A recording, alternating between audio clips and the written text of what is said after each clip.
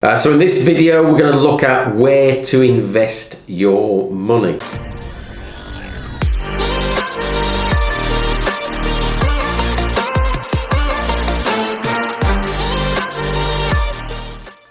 I need to say a disclaimer here. I can't give advice. I'm not authorised by the UK government or the Financial Services Authority to give any monetary advice. So that's not what I'm going to do here. It is down to you what you do with your money. I can only tell you what worked for me and tell you kind of what I do. I like to make sure that all the money I have is not just sitting in a bank earning 0.1 or 0.2% interest as of, we're at 2020 now, so the rates typically at the moment are probably about 0.1% for a saver.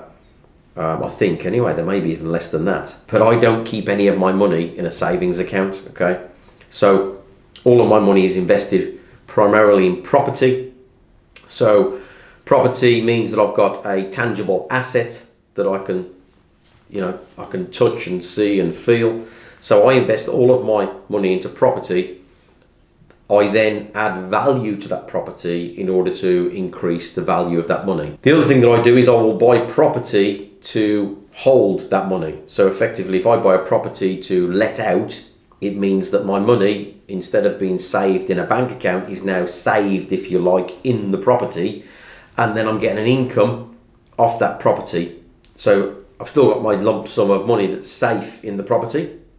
Now, okay, property prices can drop, but even if you look at the average since 1970, 1980, prices have still gone up. Even if we, in 1991, when we left the exchange rate mechanism and we had a bit of a dip, and then we went up again, and then even in around about the 2000, it dipped, and then 2008, 2009, and who knows what's going to happen now. But even if you look at all of the downturns, prices have still steadily gone up, typically by about 5% per year. So it's a great investment. I get capital growth. I get an income off the money. So if your money's in the bank, your income is effectively the interest rate that you're going to get. So you might get 0.1%, but you don't really get any growth on the capital, because yes, you could say that the interest is capital growth, but with property, I get both. I get the capital appreciation of the asset, and I also get the income from the rent.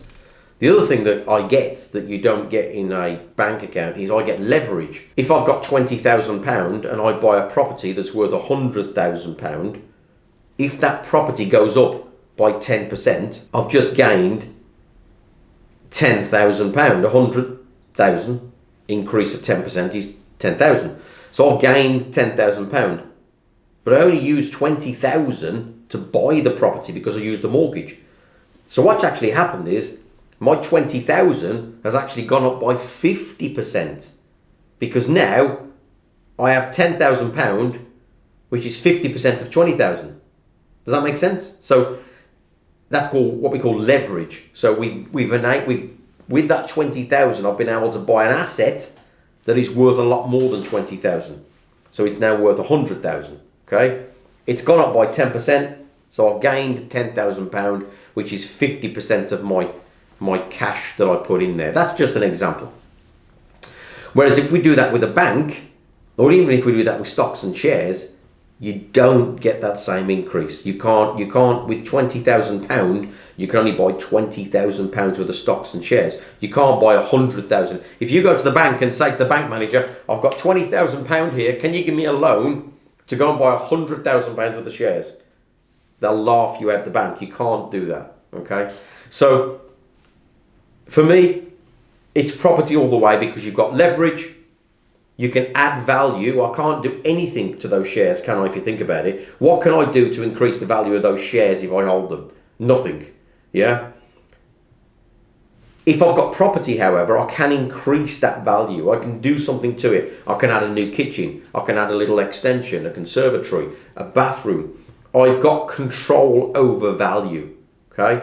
So, just recapping, we've got leverage with property, we've got the capital appreciation of the asset, we've got income if you rent it out, and we've got control over value. So 4 key areas there that you won't get in a bank, or if you invest in the stock market or in other things. As I say, I'm not giving advice, so I can't tell you what to do with your money. I can only tell you where I've had the greatest success, and that has been investing in property, whether that be buying and selling to make capital gains, or whether it be buying and holding to get capital appreciation and an income. So I hope you found that useful, guys. If you got any questions, just comment below. And in the meantime, don't forget to like, subscribe and share. And I'll see you on the next video.